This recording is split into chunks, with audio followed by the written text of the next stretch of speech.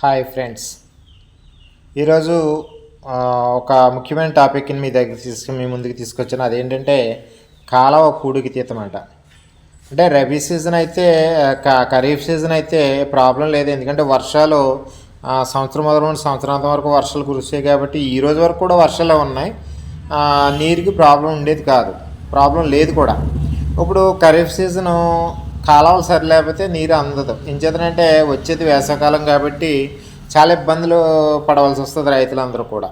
కనుక ఇప్పుడు irrigation department దీనికోసం దృష్టి పెట్టాలని కోరుకుంటున్నాను. అంతేకాకుండా ఇప్పుడు ఇరిగేషన్ డిపార్ట్మెంట్ నీటి సంఘాలు కూడా తీశారు కాబట్టి నీటి సంఘ అధ్యక్షులు కానీ నీటి సంఘ డైరెక్టర్లు కానీ ఈ కాలం మీద దృష్టి కేంద్రీకరించాలని నేను కోరుకుంటూ ఈ వీడియో చేస్తున్నాను అనమాట.